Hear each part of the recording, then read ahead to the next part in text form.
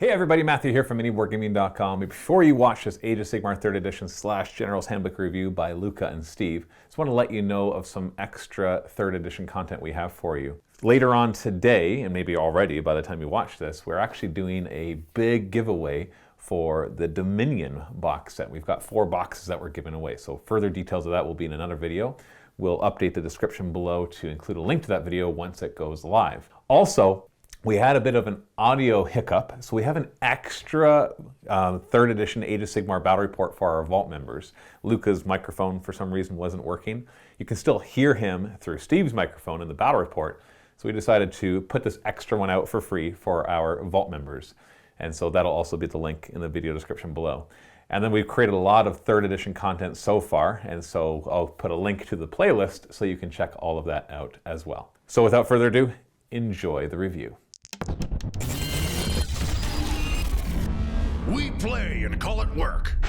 Hello there, Wargamers. Steve and Luka here from MiniWarGaming.com, and we are doing a review on 3rd edition Warhammer Age of Sigmar, kind of, sort of, yeah. in a way. Yeah. We're mostly going to be going over the General's Handbook here, the pitch battle for 2021, but by default we're going to be talking a lot about 3rd edition in general, and how this changes it, and what our opinions are of it, and what we think of the game going forward, and what we expect the game to be in the future. And, like pretty much all that. We're gonna go through like the thumb tabs here, tabs in general, which is, first of all, this book is outstanding looking. Actually, I'll give you that. It's got outstanding looking. If you've been watching any of the 3rd edition battle reps so far, we've been basically a lot of what we're going to talk about today has been covered in our post games. Yeah. But here's a video just compiling it all, and then I'll tell you this straight up.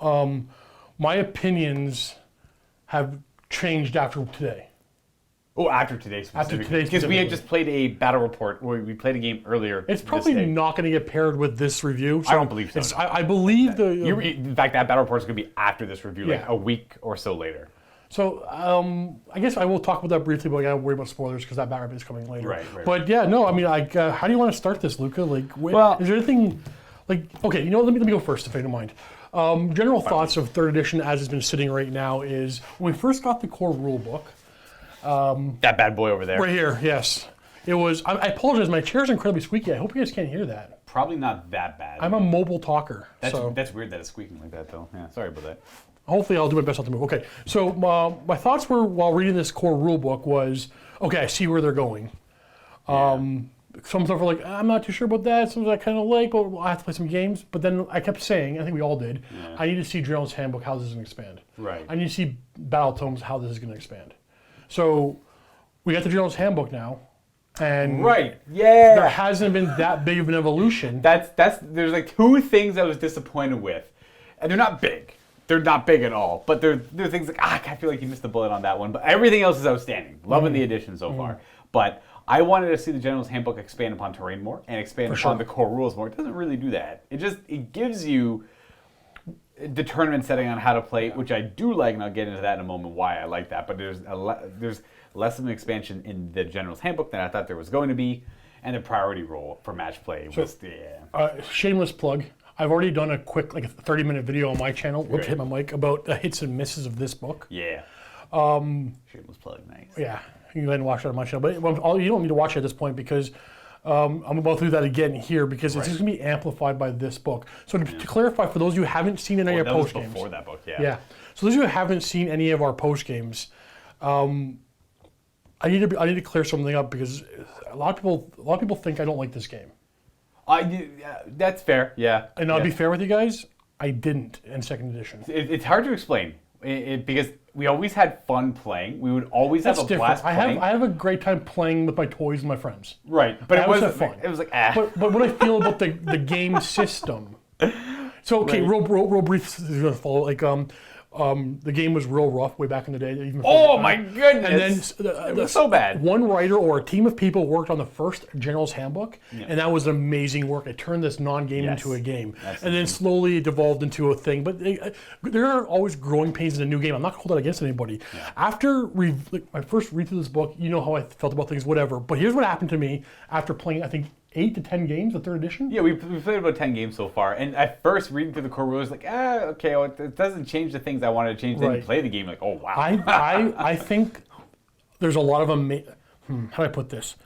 This morning I was raving how much I love 3rd edition. I love 3rd edition. I like this game. Yep. This does not take away or add anything, but we'll get into that as to why. Yeah. It doesn't take away from my love of this game, but also doesn't add anything to my love of this game, but we'll go through all that. So I actually really do love 3rd edition. I think there's a lot of solid hits. Yeah. The game is more competitive, more thinking, picking your battle tactics. So I really like this game, but I said in my video previously in my hits and misses, the random mechanic, the priority roll is still a problem for me. Now we're going to get to how they fixed a big chunk of it in this book, but if you watched my hit and misses video, this is why I'm bringing this up, I keep bringing it up, I understand, is because my big issue with the random turn mechanic, I think after giving a lot of thought, was mostly in between battle round 1 and 2. Right. Because I find while it can win or lose you a game in battle round 2 and 3, it's not that, sometimes you lose a game, it's not that big a deal. Sometimes I'm actually, for some reason, more okay with it. I still, to this day, cannot stand when it happens in battle round 1. And that's what happened to me today. No spoilers for the game, because we don't have to give away anything what happened. Right. It just, Luka forced me to go first, and then he took 2 turns. And it took me forever to play the game. Because when forcing someone to go first, they're inherently not going to do anything in that first turn. Pretty much. Based on their list, of course, they could be like a very aggressive, like Karajan Overlords. I'm going to fly high, shoot everywhere. You don't make them go first. So I just try. Maybe I shouldn't be getting the negative out of the way, but I need to get it out of the way. Right. Today I had a bad experience with the random turn mechanic. I've had no games before today's. Yes. The previous 9 have been freaking amazing games. Like 1 out of 10, not a big deal, right? Yeah. Yeah. Now, like ultimately, there is, and I'm going to talk about this again when we talk about mechanics when we get to that section of this book. Right. Where I am going to circle back to this exact topic because it does change a little bit with this book. Right. But man, I love 3rd edition. Yeah. There's one thing that's Pretty much reading through the core rules. I had my own issues with 2nd edition, but it was whatever. It's like no game's perfect, right? No game's perfect. So I'm reading through the core rules. I'm like, okay, well, it changes that this way, it changes that way. Like you think in your head, like theoretically, it's not really changing too much. I feel like it's not changing anything at all. But then in practice, completely different game. Oh Absolutely yeah, I mean, different. I'm playing BC Chaos differently. I've played all my factions at least once at this point, and things are just way more interactive. Useless units have uses now, and some things are really good. I'm like, they're not as good anymore. Right, yeah. The game is just like when you change the so core different. rules of the game, you have to play differently. The scenarios make. I like. I like it. I love the rule set, bar one rule. Right. And then the lacking terrain rules, which we were hoping that this had, but doesn't. Yeah, the priority roll, I'm so used to it now that I don't mind it. What I would have liked to see changed, which I was a little excited because you're reading the rules, and the core rules, if you're not playing match play, it kind of hits the point I wanted to hit where you do a roll-off. After you both finish deploying, you do a roll-off for the priority roll, and whoever wins the roll-off decides who gets to go next. I'd like to see that say whoever wins the roll-off must go next. And then when you go to the match play section, I can't remember, it's not called seizing the initiative. Stealing the initiative. It is stealing the initiative, where whoever finishes deploying first, i.e. by drops 1 or more, they get to pick who has a priority. Now, that's too much. I would have liked it. I would have preferred it. He still rolled off. Yeah, 100%. I don't know why. Yeah. Like I'm not. I guess we're reviewing, so I'm complaining about the rule. Right. I would never complain about the rule because I don't agree with it. But whatever. Sure. Whoever finishes deploying first. I mean, it gives you a reason to put your stuff into the regiment, the battle regiment. Yeah. The one drop. But the one drop. At the same time as there's a bunch of things I expect to see in battle tomes. Yeah. Which are be more regiments tied to battle tomes. Yeah. But for the most part, everything I said I was expecting to see in General's Handbook, I didn't see. Exactly. Yeah. I don't know if that's going to be the case. I felt like we were missing a little bit from the General's Handbook here. And for like the priority, like when it comes to match play and the player who deploys first gets to dictate who goes first, that's actually not that bad. Because it's fine. It's great at a competitive level where you know exactly everything your opponent does. You see how far everything is deployed, and then you make an educated decision at that point who goes next, and that's perfectly fine. But sometimes you want a little bit more randomness in your games.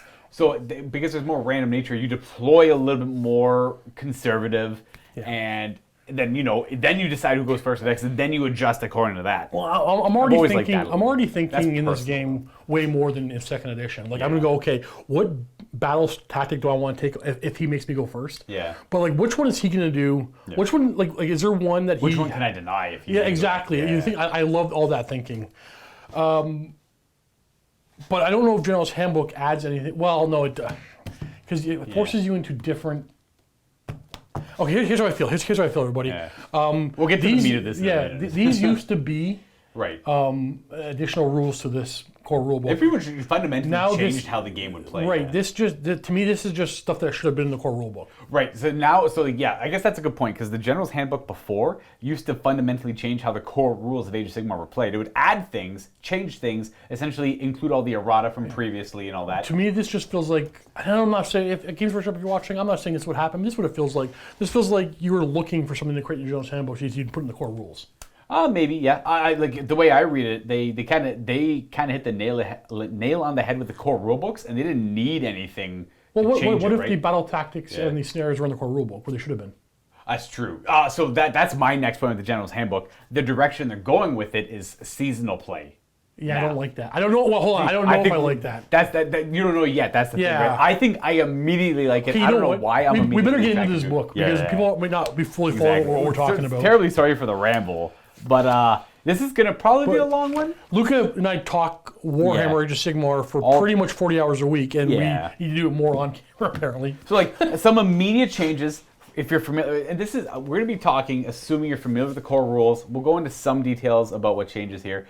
But what this is a seasonal way to play Age of Sigmar in the realms of Age of Sigmar, and it gives you rules based on that. In the realm of... In this season, we're in the realm of Ghur. And if I had to compare this to anything, it's very easy to compare it to games I'm familiar with. So if you're familiar with it, it's like Magic the Gathering standard format. See, and here's my issue with that. And maybe you can explain it. Okay. Right. How long would that season last for Magic the Gathering? See, that's okay.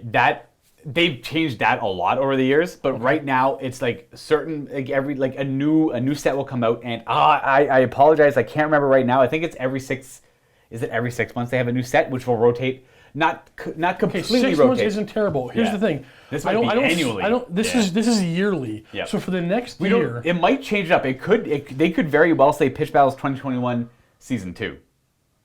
Oh, that's a fair point. Yes. Okay, that's a fair point. Yep. Yeah. But, I mean, from what we know, we get one General's Handbook a year. Yep. And to be fair, I'll be fair with Games Workshop. Like, that's already a lot of work. That's amazing, right? I'm very grateful for the one General's Handbook and the one chapter proof a year.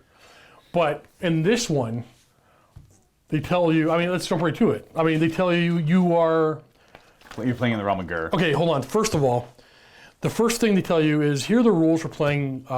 Here's the General's Handbook rules, we kind of have an agreement here, I think, that this is what you're going to play. A majority of people watching and people playing at home and people playing at tournaments will 100% be playing with this. Right. Yes. So the first page is, points limits are 1,000-point games or 2,000-point games. Okay, I love 1,500 point.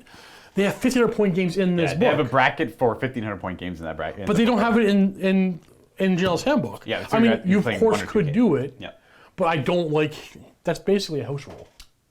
Yeah, well, you're just playing without the general. Well, you're playing the General's Handbook missions, but then you're throwing in a house rule saying we want to play in a 1,500-point bracket. Right. Yeah. Why not give us the option here instead of literally breaking the...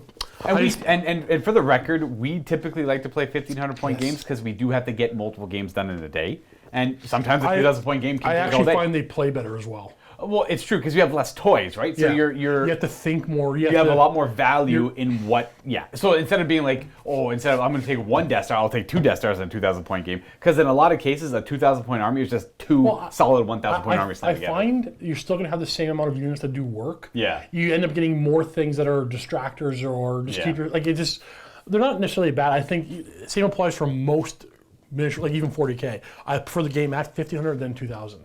I think when you can make a list and bring everything you want, it's too much to do nothing about it in the game. Yeah.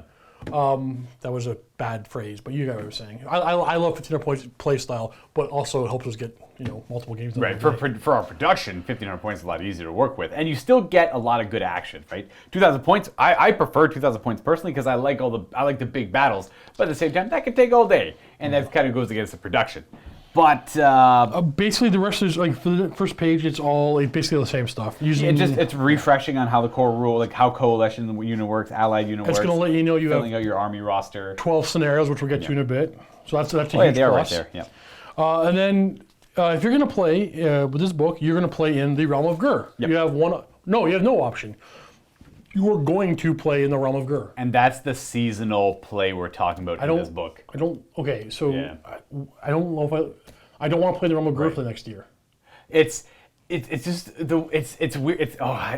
The way I look at it, it's not like I'm playing in the realm of Ghur. I'm playing with a certain seasonal set rules. It's like, But it's the realm of Ghur. it's like you're narratively you're in the realm of Ghur, sure, but like when you're playing competitively, you don't care too much about the narrative so much. It's like Maybe. you ever play Path of Exile? It's like seasonal rules in Path of Exile. It's like, okay, we're doing a hard reset. Here's the 1 and 2 extra rules we're going to throw at you for this season for Path of Exile. Get to max level, dealing with these 2 special rules.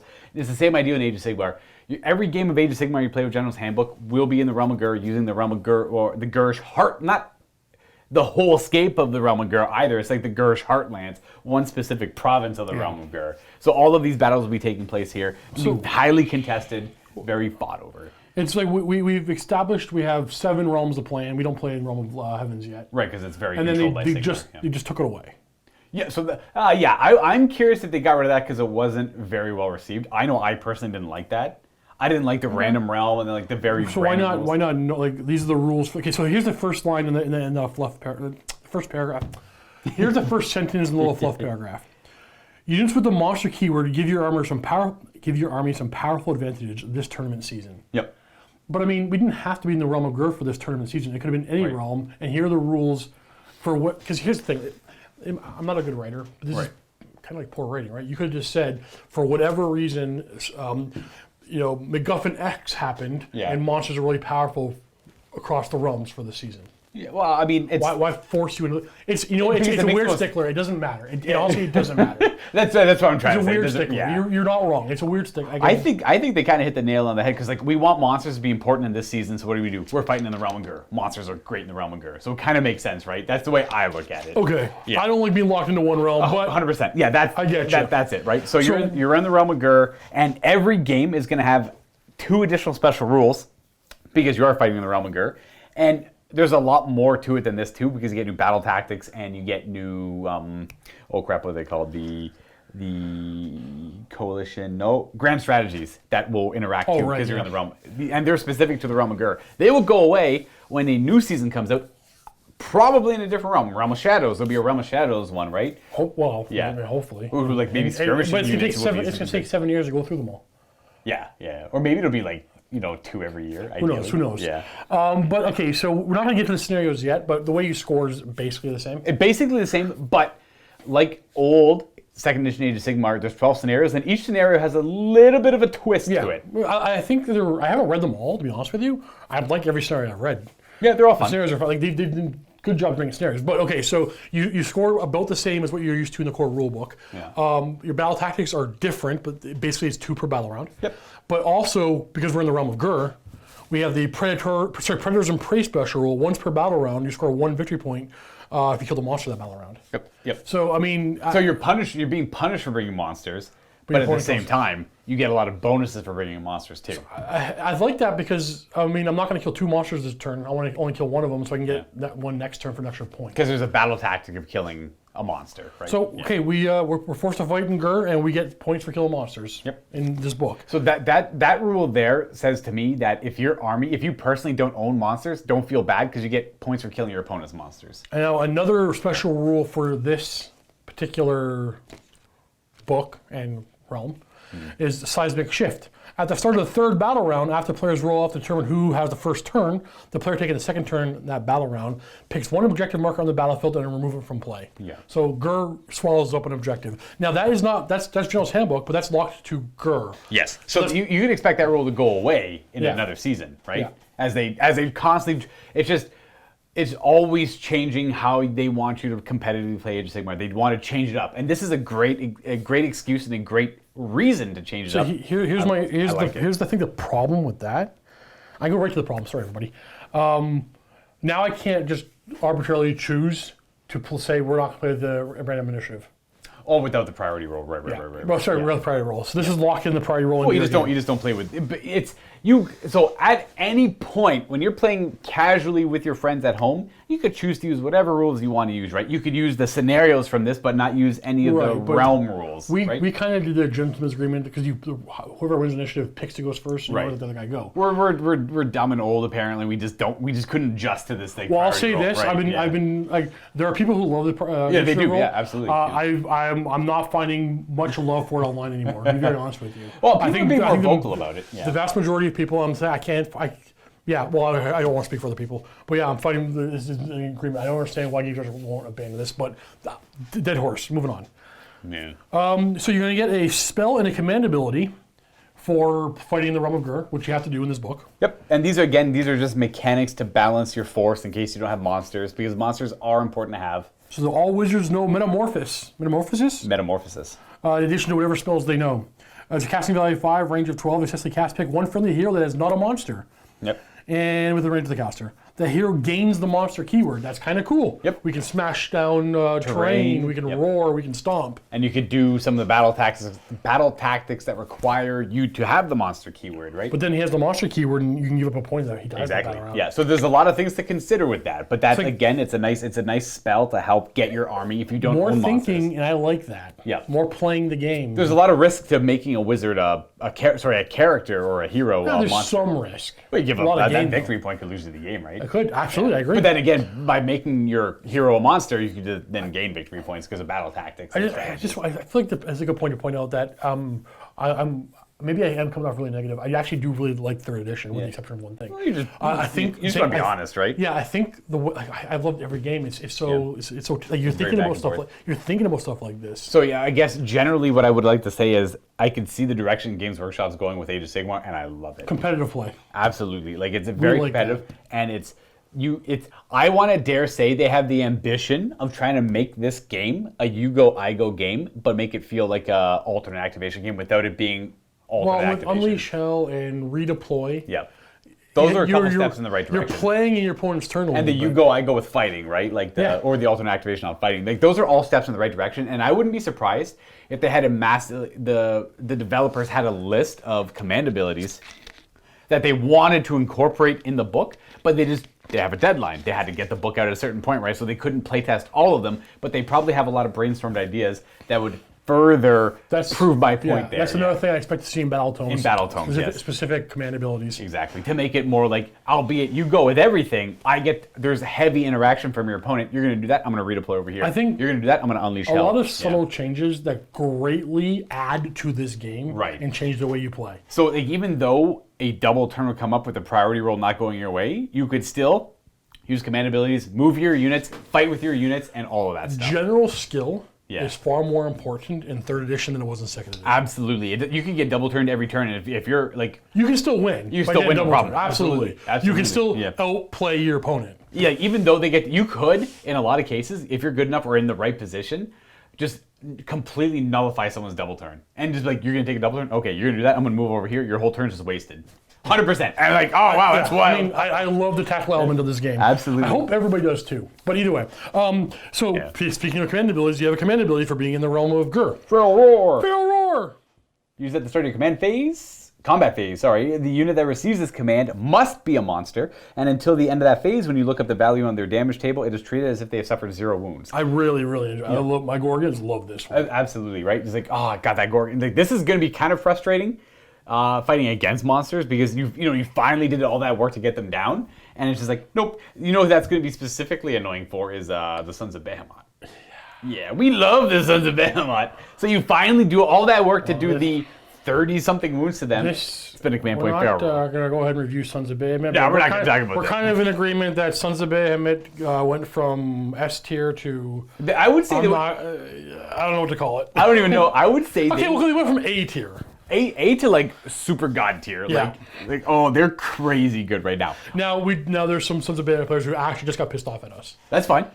Your army is you greatly benefited from all the changes in 3rd edition. Especially the season in Ghur. This is gonna be a great season for Sons of Behemoth players. Even like Ogre Mod Tribe. Let's give them a little sneak peek of what we want to do. Oh yeah, so we have a game planned out where it's going to be, I don't know what our plan is for what we're going to play. We were thinking like 2 1,000 point armies that are working together. It's going to be like technically a narrative 1,500 game points each.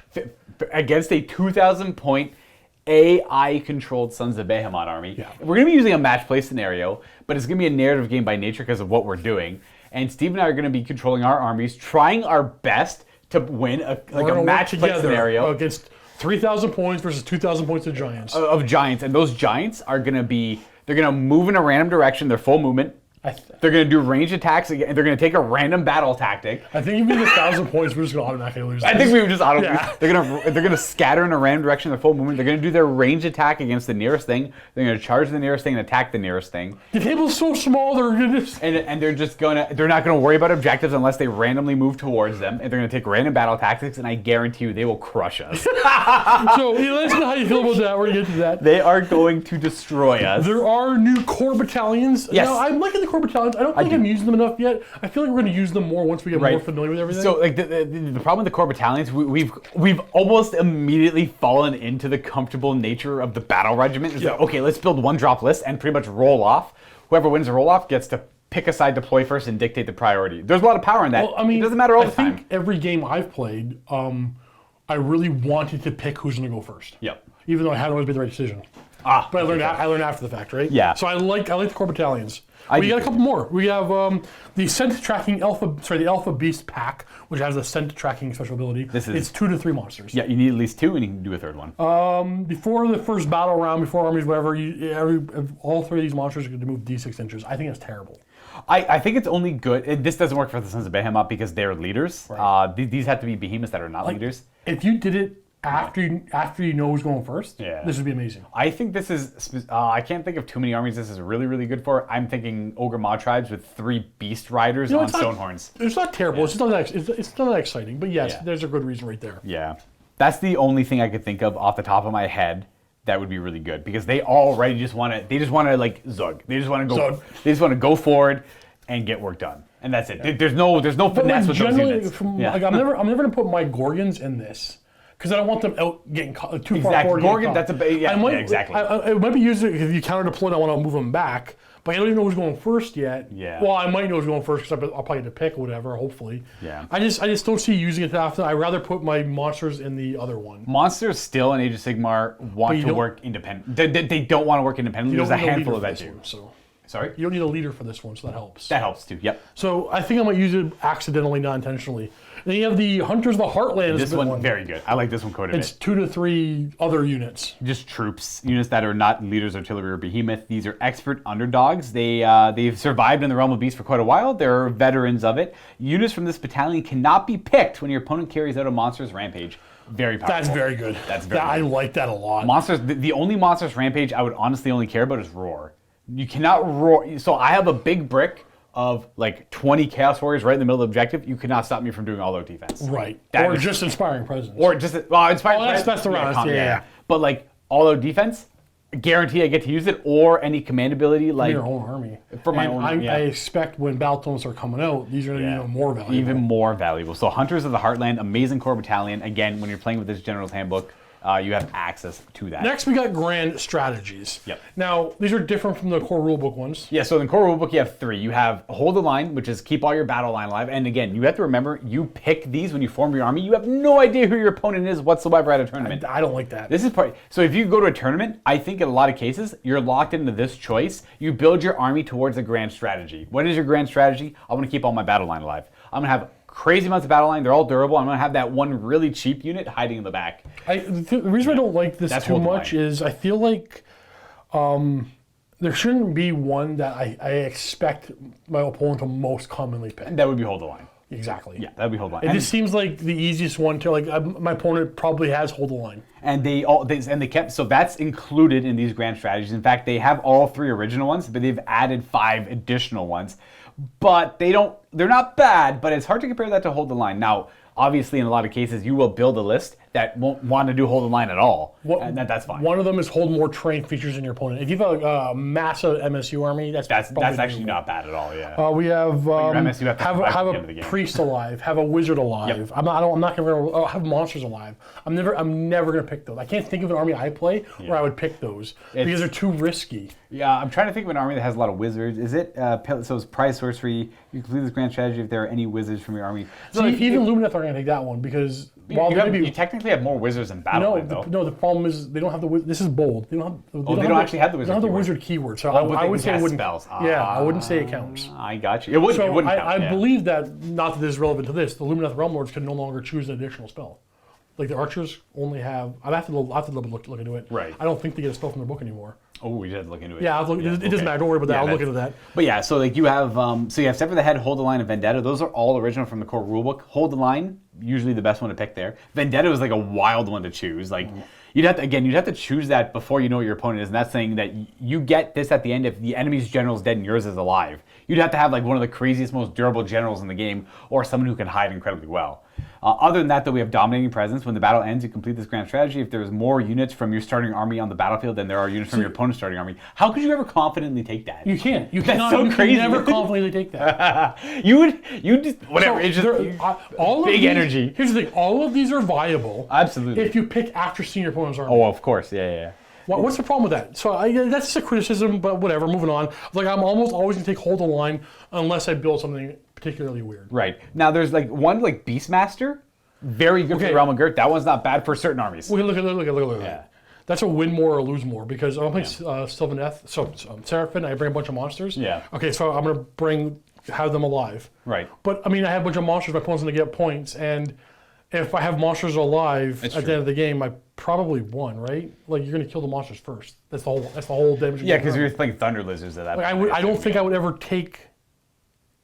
You would if you're playing an all monster list, I would you would have to I would because your heroes, your leaders are also monsters. Yeah. So that you take that one if you're playing Ogre Maw Tribes, all Beastclaw Raiders. Yep. You take that. If you're playing Thunder Lizards, you take that. There's probably a couple other Flesh Eater Courts where the Gristle Gore, you're probably gonna take that. Sure. Okay. Avangoria, you're probably gonna take that one. All right, fair enough.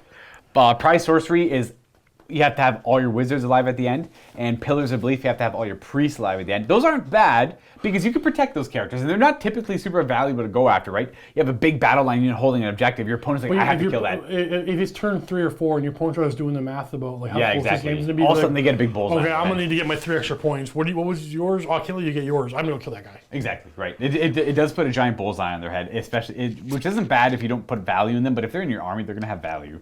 Because when you're playing this game, you have to. Who cares what you kill? Who cares what they kill? All that matters is the points you score at the end. Exactly. That's all. In the end, and that's what this is going to come down to. Like, I don't think for the way I'm going to play, I'm probably never going to take the Wizards or Priests one because once my opponent knows those 3 points are going to matter, he's going to finish off my Wizards or Priests. Yep.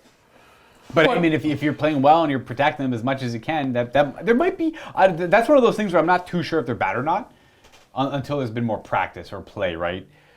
It might trick your opponent to think like using ranged attacks to get to them, and then the negative one to hit really keeps them alive, and all-out defense keeps them alive. All-out attack, man. Yeah, that's true. There's all-out attack to counteract it, but then you're baiting out command points. There might be value in that. There might be. Okay, I'll say this. I think the video this video's gonna be paired with is the game. Did you play with Matthew? I played with Matthew. Right. And I made a crucial error. Like tactically? Stupidly. I assumed the battle tactics were the same as the core rulebook, and no, sir, they're not. I see. So I went into my turn. Yeah. Had to go pick a battle tactic and go, oh, wait a minute, I can't score any of these. I'm not prepared for this. Oh, you just weren't ready for the new battle tactics. Battle tactics are different. Yeah. So there used to be 6 before, I believe. Now there's 1, 2, 3, 4, 5, 6, 7, 8, and only a couple of them are the same. Well, I was going to run to the center. That doesn't matter.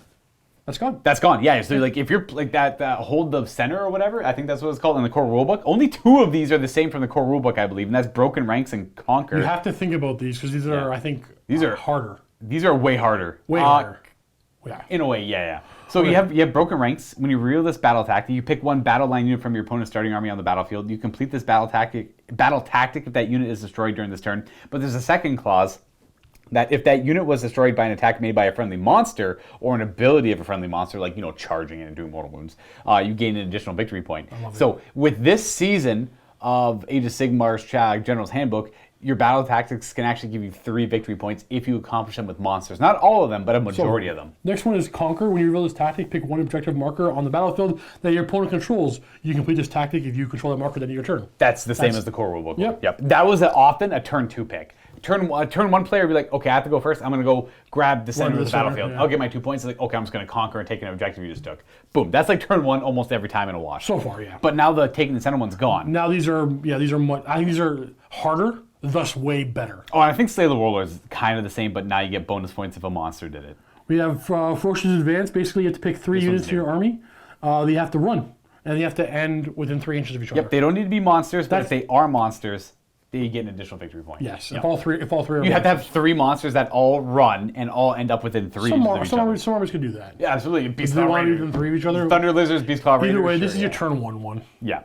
That's an easy turn 1/1. Yeah, I'm going to run everything anyway, so I'll just get my 2 battle points. It's like the equivalent of take the center, pretty much. Bring it down is you pick 1 enemy monster on the battlefield. So again, punishing someone for bringing monsters. You gain 2 points if you destroy it at the end of the turn. And if that monster was destroyed by one of your monsters, well, you get an additional victory point. Yeah, we have Aggressive Expansion. You just pick 2 objective markers that are not wholly within your territory, and you control both in your turn to get your... That one's kind of an easy grab in a lot of cases. I want to do that early or late. Yeah, that one's kind of harder middle game. We have Monstrous Takeover. You pick 1 monster from your starting army on the battlefield, and you will complete the battle tactic if that monster is contesting an objective marker that you control at the end of the turn. What's the definition of contesting in this edition? Contesting is just he is You have to one of the control it models. He's one of the models contributing to the control of the Okay, objective. so you have to control it. Yeah, and that objective marker is not contested by an enemy monster. Yeah, so contesting is like just by definition what it means. Like even though you control it. So what if it's contested by an enemy unit? No, it's contesting means like they're like so you have to control it and your monster has to be there, but no enemy monster has to be there. That's pretty much it. Okay. So you still have to control it and your monster has to be within 6 of that objective, but no enemy monster has to be within 6 of it. So regardless if your opponent controls it or not, they're not. Gotcha. They're not allowed to have a monster there. And finally, we have Savage Spirit. Complete this battle tactic that there are 2 or more units from your starting army wholly within your opponent's territory at the end of the turn. That's definitely a later one. And you know what? Beast Cats can do that easily on turn 1. Exactly. Actually, Beast Cats could do that turn 1. That's cool. Like that's an awesome option for them. But like some Your armies, opponent might not some armies are gonna love some of these more than others. I think I love that. I think, oh my god, this game has gotten far more tactical than it's ever been. And then the battle tactics are still the same idea where you can only choose them once and you have to choose a different one every time. So you have to be very smart in the order you pick them in. Because like, okay, it's nearly impossible to plan out your 5 battle tactic turns. You might have an idea of what you want to do, but then your opponent does something you don't consider. Like, oh crap, I can't do this battle tactic now. I have to do a different one. Oh crap, I did the one I did this one way too early. I should have done it on this turn. I'm not going to get any points this turn. We don't have to go over all the scenarios. No. You know, Games Workshop has been writing good scenarios. So They've been writing good scenarios for a very long time now. 4 of the 12 scenarios in this book have what are called primary objectives. Yep. They're not all primary. Like, for example, the second one, Savage Gains, has 4 objectives. 1 on the edge of each player's territory, and then 2 more in the no man's land. And then Battle Round 3, when somebody removes an objective, they are not allowed to remove primary. So it can only be ones from no man's land. Yeah, and only 4 of the, I think it was 4, I counted 4 of the 12 had that. 4 out of the 12 have primary objectives, and typically the primary objectives are always touching someone's territory. Now there's tectonic interference, where there's 3 objectives right in between each player's territory. They're all primed, none of them can be removed. I'm kind of curious on reading they have alpha and beta objectives, so some of them are worth more, some of them are worth less. They all have randomized. No, it's one of my special rules. But scenarios, exactly. There's nothing to say here other than telling you what all the scenarios are. Go buy the book. Yeah, exactly. All the scenarios have a little bit of a twist. I haven't even read them all yet. But they pretty much have the same clause of, if you control an objective, you get a victory point. If you control 2 objectives, you get 2 victory points. If you control more than your opponent, you'll get your 3rd. And then you try and do your battle tactic for 2 to 3 more victory points based on if you accomplished it with a monster or not, for 5 to 6 victory points a turn. So to sum up to this point for me, much more of a game this has ever been. Far more tactical, far more things. Yeah. I'm a little disappointed I have to be locked into the realm of Ghur, but as Luka says, it's really like more nothing. of a, it's almost it's kind of it's almost a nothing thing. Right. It's pretty much saying, here are some so if they said, I'm curious, if they just said, here are some seasonal rules, and they just didn't say anything else, you're like, awesome. Applies to every realm. Right, but then there's no rules to play in other realms anyways, right? Right. Yeah. You could narratively say you're playing in another realm if you wanted to, But I kind of liked it. Again, you're right. You're Exactly, right. yeah. You like I give it to you. I was a stickler on it. I was like, why is this annoying? This is annoying. But you made a good point. It's almost like it's just a good narrative excuse Yeah. to put in seasonal rules. I've always been a big fan of seasonal rules, constant change, right? And expect change. You can, and they're kind of doing in 40K too by changing up the scenarios a little bit, but not quite as much as they're doing for AOS here. We're heading over to Endless Spells next. Yes, they've rewritten every endless spell. Okay, so I think they nailed Endless Spells and Predatory Endless Spells. I think they nailed Yes. the system. I mean, it was okay when it first came out years ago. We were like, okay, this is the This thing. is awesome. This is the thing. This is the thing. That's going to fix the random turn for everybody because it's going to make a difference now. And then, my God, they were just. They were so bad. They were bad. They weren't worth bringing. They were like crazy high in points. The Purple Sun's 100 points, and it could just backfire immediately. And it's just So this book has got me a little bit nervous. I'll tell you, be very honest with you right now. Right. So my Wildfire Torch for BCS crazy OP now. it's super good. You can After- rely on it. After going through all of these endless spells that have basically been errated, Oh, rewritten, you're worried your Wildfire Torch. 100%. Yeah. So every okay. endless spell has been nerfed. I think some of them have been rewritten to be a little differently good. That's fair. Differently good. Yeah. Some of them are. I actually laughed out loud reading a couple of these. They're just dumb. Yeah. But I can just say, like, my Wildfire Torch, I love it. There's zero chance my Wildfire Torch would stay the same if a new book came out reading these. Yeah. Because it is There's no way. 10,000% better than all of these. There's no. A lot of your army book endless spells will probably fundamentally change as the army books slowly roll out. Should we go over them all? I kind of want to. Okay, we can look do at- a quick. It's just skip ahead if you don't care about endless Yeah. spells. I apologize, but like these are kind of cool. There's also like a pitch battle publication page, which pretty much says, here's all the stuff you're allowed to use, It's not in here. and it explains what a rod is. I don't know what's not. I don't know what's missing. No, nothing's really missing here. I don't know why this page is here. Yeah, it's just clarification, I guess. I didn't look. Oh, you know what this means? You can't use anything from God Beast or. Oh yeah. So you can't use those books. Here's the expansions you can use, and there's only the few Broken Realm books that I guess they didn't want to spoil what's coming out too, right? So they didn't want to add the future expansions that are coming out for Age of Sigmar. No, anything that comes out after this would still be valid. Oh, of course it would be, yeah. Without a doubt, it Just would telling be. what's existing and valid, which is Yeah. not God Beast and not Like first edition Age of Sigmar content and like early second edition was content. gonna Like jump- malign sorcery, that like malign portents, that don't use that. You can in your own games at home, of course, but the thing at tournaments don't expect it. Let's go over these the spells. So I'm gonna start off with the Horror Ghast. I love it. Cast 6, range 12, flies 8. This is the little Harry Potter Nagash head. So like it takes the form The of anything. Dementor? I don't think it's called Dementor. It's called I can't remember the name. People are gonna probably make fun of me. I can't remember the name of the stupid Harry Potter. It's in the chest. It pops out. And it just takes the form of whatever your deepest fear is. Essentially, that's what the Horror Ghast is. It's in the form of Nagash because Nagash is the big bad, right? You never watched Harry Potter? No, well, that's wild. Come on. I'm a lot older than you, Luka. I mean, whatever. I mean, I don't even like Harry Potter that much. He's kind of cool, but like. But anyways, the Horror Ghast, it's a predatory, and it's not even predatory. Eh? It is predatory. Oh, it is predatory. All right. So it moves 8 inches, cast on a 6. And units wholly within 12 of this endless spell, including your own, cannot receive commands in the battle shock phase. No inspiring presence, and no other ones that I can't think of right now. Oh, you can look up the points. Yeah. And in addition to that, it still has the same effect of 65 points. 60. That is so big. But you have to buy it beforehand. I almost want to say I'd include this in every army, Really? especially in a Bone Reaper army. Okay. Especially in a Bone Reaper army, because you're already immune to battle shock. You don't care about this, right? So it has no ill effect on you. And it just, someone has a horde that goes to the middle and you just demolish that. You kill like 20 out of the 30 models, the rest are running now. Well, if anybody flees, the initial D3 models flee. Exactly. So that's an effect I had before. I love the Horror Ghast. I think it's super good. I'd include in every army. And Pendulum is 65 points. Okay, Yeah. cast 6, range 6, moves 8. Otherwise, it's the same. Down to D3 mortal wounds.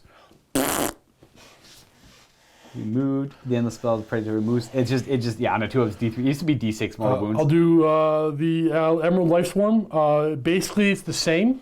Right. Doesn't matter what realm it's in. None. And you have to place it within 6 instead of 15. Yeah. None of these endless spells Got better.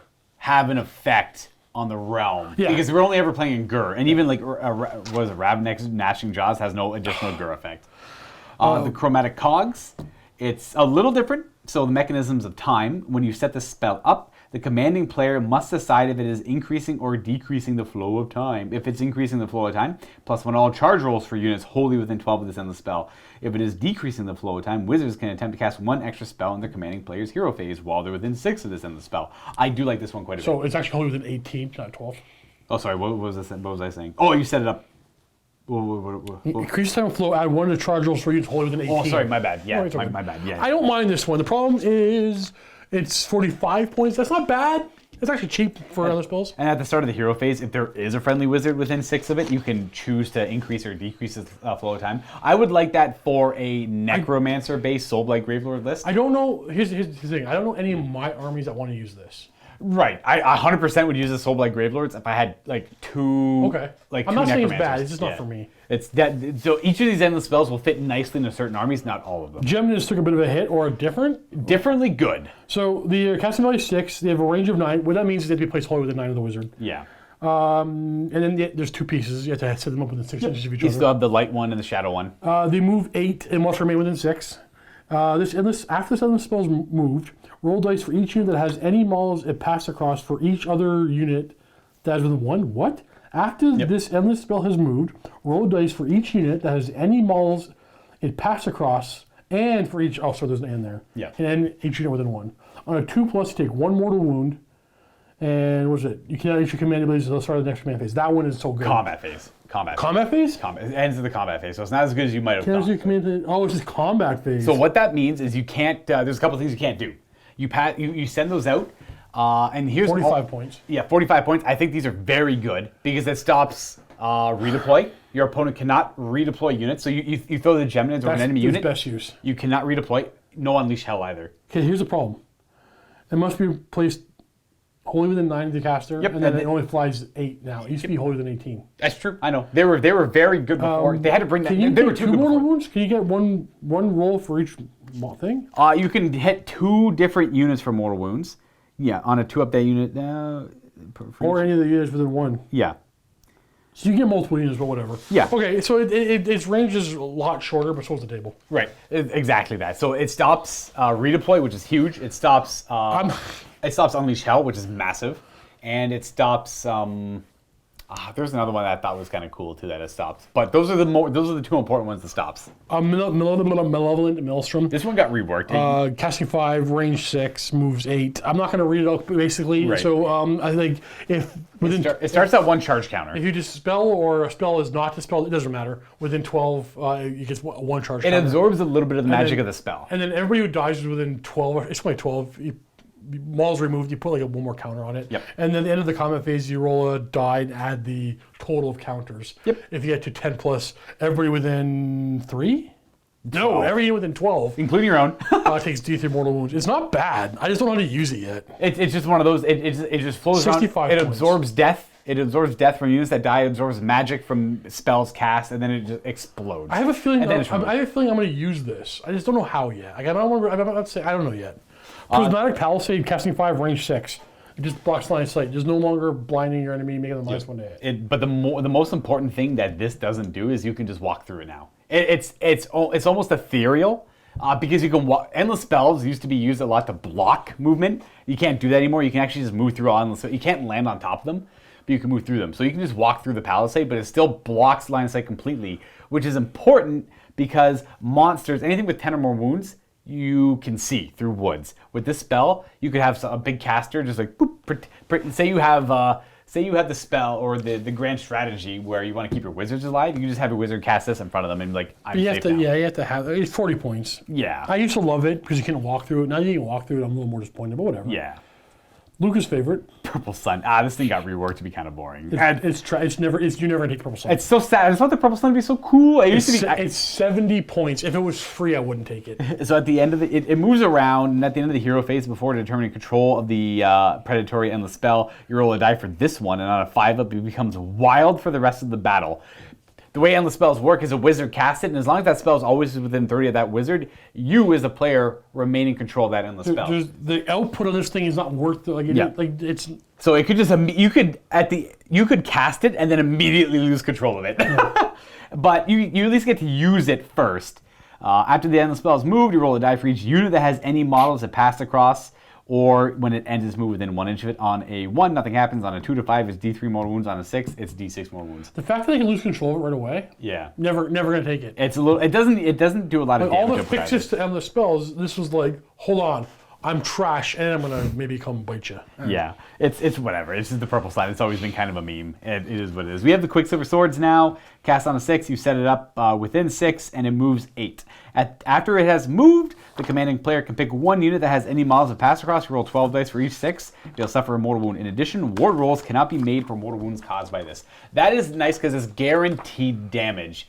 It's like a true mortal wound, you know? It's like true damage in a way. I guess, but it's 6s. How many points is the swords? This used to do mortal wounds to like chaos on a 5-up. Yeah. It doesn't do that anymore. I don't like things that are... yeah, exactly, right? Because they're 90 points. I'm not paying 90 points for It's that. true damage. True. It's like two true damage whenever it moves to every unit nearby. Ravnic's Gnashing Jaws. Casting value 6, placed within 6. It moves 3d6. It's completely reworked. Anybody who...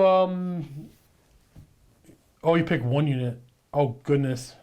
Yeah, I'm just pick checking the time one because there's an unit. alarm going off, and we're good. Oh, yeah. Yeah, we're good. Okay, so you pick one unit, it's moved across, and its movement is 3d6. So basically, say you rolled 10 for your movement. You're going to roll 10 usually. That's your average. You then roll 10 dice. Whatever you roll for your 3d6, you roll that many dice. Yeah. Every 6 plus does a mortal wound.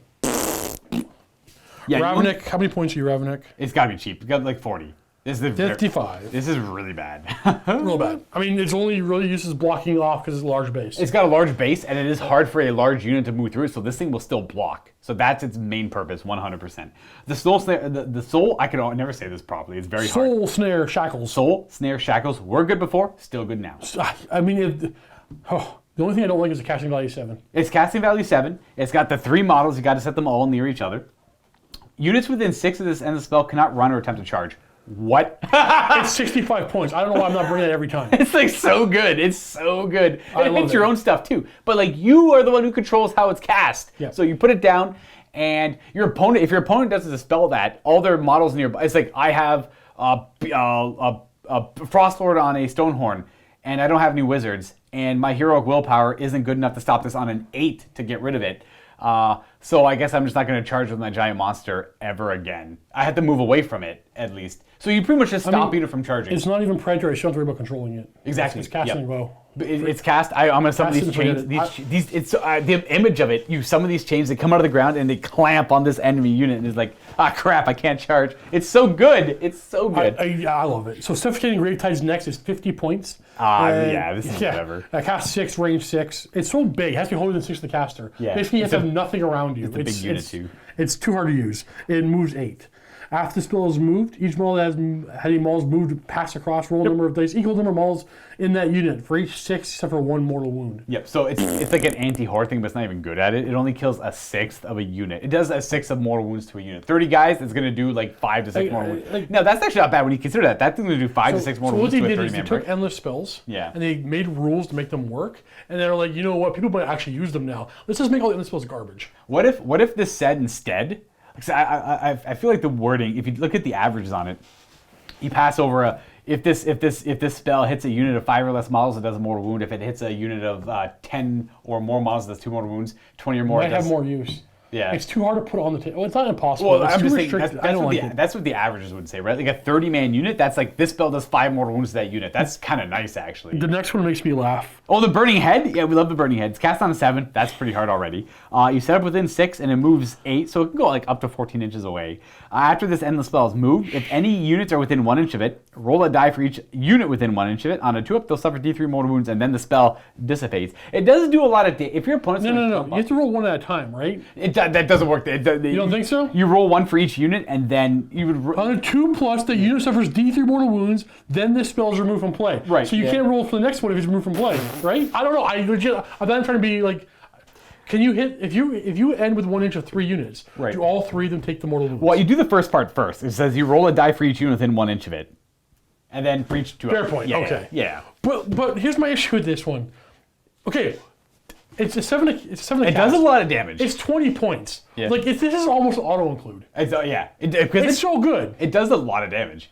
But It might only do D3, but like whatever. it's more than Arcane Bolt. 'Cause But you can cast it every my turn. thing with this is... Yes, I love your reason because I agree 100%. Why do I need to buy the spell for? You don't even need the model. It doesn't say in the table. I don't need the model. You just put it down. You can put down like a I little... put down a base. It's a 400 mil base. I can measure the base here. I can move it here. Boom. It doesn't then stay there. off the table. Who cares that it doesn't look pretty? Like, You would need the model if you're casting it and there's nothing in range. oh, that's true. That's true. That's where you need the model. you need But the- like in a lot of cases, you don't need the model. You summon it, you send it out, you get a couple of units nearby, bloom, bloom. That character takes D3 mortal wounds and so does the unit he's beside, and then boom, flame goes away. You don't even need the model. Short of that, if you have 20 points left over in your army, Yeah. you can't fill. Right. You buy this. This thing, you may not cast it all game, but if you do, like it's a solid. Like I think it might be like, is this a mistake? It's only 20 Do you points. know what this reminds me of? What? Ruby Ring of Ruin for Exactly. fantasy. It's just Exactly. a great magic item to have. It's like, I'm just going to cast Fireball. I'm like, crap, you have that. It's like, it's just a great pocket Fireball. You have that one thing It's to do. 20 points. It It's can't so be good. 20 points. It's super good. It's too good for 20 points. It's just a reliable. I love it. It's Okay, whatever. I choose to love it. You're gonna see more burning skulls on the table. Yep. Even though they may never get cast. Umbral spell portals. Still good. Still Casting good. 5. 5, range 18. You have to put both of them on the table. Hold 18. This is a I would dare say a must bring in a Nagash army. I would say a lot of armies. Like, can you Yeah. cast endless spells to these things? No, because that got eroded to not work that way a while ago, and then because But is that still the case? I think I have to look deep. Once per turn, Probably. Then what is the range visibility of the effect that spell can be measured from the endless spell instead of the caster. Maybe. Endless spell. I didn't even consider that. I only considered built-in spells because I know endless spells can still travel through them when they move around. That's the A second. predatory spell, a predatory endless spell set up this manner does not count as having moved, but it can be picked to move through again in the same phase. Yeah, so like can? endless spells go through them, but like more importantly, once per turn, if a wizard successfully casts a spell within 1 inch of this endless spell, the range. Oh, you know what? That's the big nerf. You can only do it for one spell. So Nagash can't do all 7 spells through Gotcha. it. So only one spell. But he can still do Hand of Dust. He can still do Hand of Dust. I feel like I keep hitting my mic. I'm sorry, everybody. That's the big- Okay, Soul Scream Bridge. Casting 6, range 18. You can move a unit if they're only within 6 it to the still other works one. fundamentally. But you have to be 9 inches away from your opponent. Like, Yeah. I don't know. How much is the Soul Scream Bridge? 70 points. I don't know. It's a great way to get a slower unit onto an objective kind of far away. Yeah. If there's no, it's If like you have room for it, yeah, like, it's like one of those I crap. feel I like there's can't. less room for these things. It is, yeah. This is not like you like the cool way to use this would be. I wish it said that unit can't charge, and then it could be just outside of 3 inches of an enemy. Something, yeah, exactly. Because then you could get to the other side of a battle in the middle. You're like, I'm gonna thinking go through the bridge. Maybe we use too much terrain. I mean, we do because like the recommended amount of terrain is still paltry. It's like it doesn't matter in the game, but Maybe, like, maybe they don't care about terrain for this game. So oh, that was one of my gripes too. There wasn't train rules. In the nothing. book. We were Yeah. hoping, right? We were kind of hoping to be The more Shards train of Valangur. Valangur. 5 to cast. Range 18. rules. Yep, They must be within, there's 2 pieces. They must be within 12 of each other. and they're predatory. They And move predatory, around. they move 12. After the spell has been moved, draw a straight line between the closest points in each model. Yep. If the unit has any models crossed by this line, have the movement characteristics of that unit that is ensnared. In addition, that unit ensnared cannot fly. So it's not that big a deal because it only has their move characteristic. And it only works for that turn, so it doesn't work on the turn you summon them. Because Why not? end of that turn, have the move characteristics of that unit. In addition, cannot fly. Like, so like Well, say, you leave it on. You leave it on them. yeah, but like so the enemy could like dispel it have a before. chance to spell. Yeah, Exactly, I don't. yeah. Yeah, these things are just They're okay. Like 70 points to. Like, but if it does work out, having the move characteristic and turning off fly is really good. Why not pay a little bit less for shackles? True. That's for shackles. Yeah. Well, this thing's got a bigger range, kind of. Shackles is within 6. Right, and you And get it's to move. literally a bigger range than this. Well, these get to move too. They're predatory. Fair. Yeah. We have Laukan the Soul Seeker, much better than he was before. Moving on, but still pretty bad. We're just gonna move past him. So instead of it removing your units and being killed, you just take mortal wounds instead. But it's still you have to be wholly within 3, and it only works for wizards now too. You can't like do units through him anymore because it's weird. Because like, why would you have the bridge? Fairy's and just this your guy? wizard. If Fairy's a wizard across the battlefield a little bit, but I mean ultimately not all that much. And then after that, you just have the core rules incorporated in here, which I haven't honestly read through in case Kind it of changed, disappointed. probably didn't. Excuse me. Kind of disappointed we didn't see more about terrain, but maybe that was, excuse me. Wow, just wishful thinking. Monstrous Rampage. Yeah, I was there's hoping to see nothing more else than one realm, but again, wishful thinking. Battle I plans. think we add a lot of tactics and depth to this game. Oh, sorry. I meant to say it does incorporate mysterious terrain. in the very back, which is like a weird, which is I thought was weird because that's not in the core rules. It has your universal rules that you still take your triumphs and your universal command traits, universal artifacts of power, spell lores, and then at the next page is like battle packs. All battle packs include sections that explain how to select units in your army, and then special rules apply to them when fighting in them. Well, this is kind of dumb. Because, well, you know what? Let me take a. Can you talk for 2 seconds? Or? Yeah. And then you have mysterious terrain, and they're all pretty much the same as it was before. So some battle packs will instruct one or both of the players to roll on the mysterious terrain table below to determine additional scenery rules that apply to certain terrain features. If this is the case, the rules for the battle pack will specify who rolls on the table and for which terrain features. This, like, for narrative play, it's an open war, not for match play. So it's the same as the core rulebook.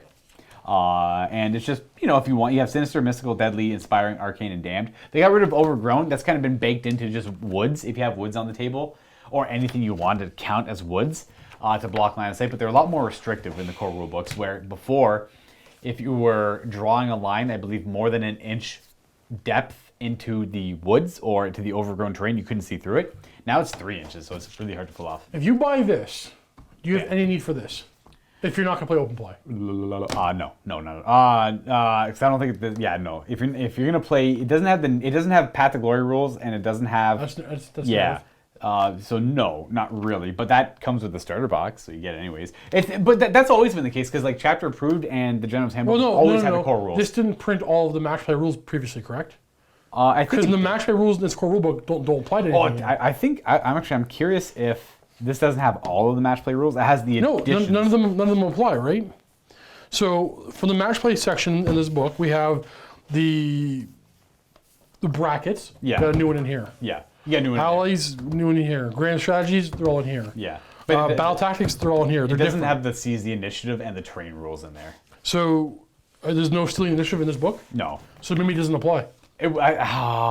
Sorry, just had to double check a couple things as I was reading ahead. I'm like, I kind of missed something. I think typically you never really needed the core rulebook as long as you had this and you're only playing match play. I think that's a general rule of thumb for 40k and AOS. Yeah, so if you're not doing Path to Glory, Open War, right. Not Open War, but like if you're not doing narrative stuff, if you're playing like the way 99% of people play. I know not everybody does. Yeah. But the way we play, you only need this. We'll do Path to Glories and everything like that. Like I like having. I mean, our general bat reps, right? Like people in like you're right. Upstairs in the store playing are just playing this. They're not playing because Path to Glory. People typically other events don't have a whole lot of time to play, right? Like people are busy, they work, they have families, they have friends, they got to see birthdays. So when they do get out to play once a week or once every 2 weeks, they don't have a whole lot of time to plan for it. They paint up their army, they want to try out a new unit.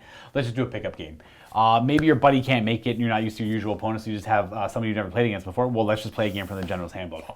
Yeah. And that's typically how a lot of that ends up working out. Now, what I did say earlier, which is incorrect, which is new in this, I think, if you could look at the match play section in there, under battle packs, you go to pitch battles, and it gives you all the rules you have to do. You have to pick your faction, you have to figure out your battlefield roles, figure out what core battalions you want to use. Here's the rules for understrength units and allied units, all of that. And then you go to war, and then you go to your battle. You have to pick your battle tactics. You have your realm rules, which is the realm of Ghur.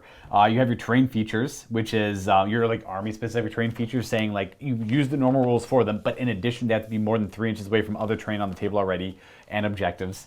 Your faction terrain. And mysterious terrain, now that's new. I don't think under match play you have to use mysterious terrain rules. So it says the defender must roll on the mysterious terrain table from the core rules to determine any additional scenery rules that apply to any terrain features that do not already have a war scroll. So things like Azurite Ruins or the Storm Vault stuff. So any Games Workshop, any custom terrain that you're using at a tournament or in your local games, it recommends rolling randomly. Now, no, it doesn't. It tells you have to. Okay, it tells you have to. But like again, if you're playing casually at home, you don't have to adhere to that. But you could use the mysterious terrain rules on the last page of the like. Yeah, but I mean, that's like I'm taking the extreme. That's like saying you don't have to. It's true, yeah. No matter what you say, you're right. No matter what you say, you're right. 100%. Like we ourselves, because we used more terrain to fill out the table for the production of the battle report to make it look a little bit more lively, we never used the mysterious terrain rules because we would sometimes have 20 plus pieces of terrain on the table. I want you guys to comment about this now because it says in there. Does it say you must, right? It says it's part of the battle pack, so you have to use the battle pack rules. The defender must roll on the mysterious terrain table from the core rules to determine additional scenery rules that apply to any terrain features that do not have a war scroll. Roll on the mysterious terrain table for each applicable terrain feature after it's been set up. So you set it up, because you have rules for setting up terrain when you're playing the game. You roll on the senior table. This is inspiring, right? This is inspiring, Rock. Okay, so I want to know in the comments below. And then Stealing Initiative is still here, by the way. Are you going to use that rule at your home game? Well, I guess and I'm then curious. Secondly, do you want us to use that rule in our games? And third, would you be upset if we didn't? That's good. All three of those, please. All three of those. How many of you at home use the Mysterious Terrain rules for non-Games Workshop terrain that already has rules on War Scrolls? How many of you care that we don't? And should we? Maybe we'll just only use the Games Workshop terrain so they're predetermined what they are. So that's what we just always do. They're pretty basic. Like, if you actually, funny enough, if you use their terrain, they don't have any of the terrain traits on them. They'll just be like, this is an obstacle. And that is it. Or the Storm Vaults will have some rule to them as well. All right, thoughts on 3rd edition and General's Handbook? I think 3rd edition is a definite, like pretty much every addition or change to Age of Sigmar past 1st edition has been amazing. So I think 3rd edition is great. I think it's been a lot of fun. Literally every game I play. At first I was a little like, okay, well they didn't change nearly as much as I wanted them to, but whatever, I'll give it a shot. You just don't knock it till you try it. And it blew me out of the water. I'm very impressed with this I was game. very impressed. I thought it was outstanding. And it's like we've had the game we played today, it wasn't the most fun we've had playing, but it was like the circumstances of the armies. Yeah, it was one of those like because of the army Steve was playing and the army I was playing, it just worked out really well. I don't know if it was just okay. Yeah, whatever. Yeah. Either way, I just exactly that. Yeah. Anytime the charge rolls. Anytime, Yeah. and here's a minor spoiler for when it comes up. I think probably next week. The random turn mechanic, double turn on turn 1, is the one I hate the most. And Luka's like, you know what? I'll just let you go. Yeah. But I'm like, no, like we have to play this game. Yeah. Let's just see how it goes, because you know what? Like there was plenty of good action afterwards. Like it was just. Well, there was a lot of killing afterwards, but you could tell, like score-wise, the game was probably over. Yeah. I had 1 goal. Steve had a goal, and one of us wasn't able to do that goal. Whatever. Whatever. When you're playing at home, people are still going to choose not to use that rule. For here and now, I'm not willing to cut it out. We're gonna keep playing with it. I'll be because for 3rd edition. Every other game I played where it's come up, it's felt immediately impactful, and then later on the game, it was nothing. It was like so not important because this game is still tight, and in fact, I don't even know what it did to influence the game because there's so much interaction back and forth. My gut is that I wouldn't make this rule. My gut is I want to remove the random turn mechanic on Battle Round 1 only. Okay, because that's. I don't know the repercussions that's going to happen. I don't know. It makes sense for that because it's like it's a personal thing, right? Because I don't want to sit there for 45 minutes while I'm waiting for my turn to play. Exactly. Even though I have Rally, I have Unleash Hell, I have more things to play with, but because realistically, again, my turn. If you're forced to go first. And you're not playing a very fast army like Karajan Overlords that could just zip around and then get a lot of value out of going first. You're probably not going to be going first with that army unless you win the roll-off and you have a 1-drop. But anyways, you're pretty much your opponent counter-deployed so that you could do nothing.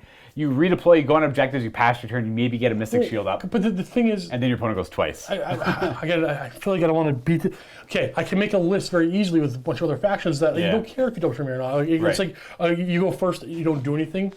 There is a particular thing you can do in 3rd edition where you get to play turn 1 no matter what. Even your opponent forces you to go first. Yeah. I like it. Not everybody does. What if I just brought an army with a bunch of bows? Oh, yeah. Well, they would not want that person to go first. I know a lot. I personally like the shooting, and don't get me wrong, I'm not going to fault any of you who don't like the shooting in Age of Sigmar. I get it. I totally understand. But, like, being forced to go first when you can just throw a bunch of bows at your opponent. Doesn't feel that bad, It's not that bad if he goes and then goes again. At least he did something. It's just, the list I had today was basically, not completely, but basically was like, Luka knows exactly how far to stay away from me. Yeah. So my hero face stuff, which it was all hero face stuff, he stays out of the range of it, and then all I can do is walk closer to his charges or kind of wait a turn, and he comes and he came again. But if I had a lot of shooting, which is becoming more and more prevalent in 3rd edition, especially like the big shooting armies have a lot of mobility too. So like no matter where you deploy, they're getting their shots off. like without a doubt. Like Lumineth Realmlords, they can shoot 30 inches, they could double move. Hedonites and Slaanesh can all run and shoot. I mean, I'll tell you how long I've been watching MiniWarGaming and knowing me. Like, Luka's 40k. Why?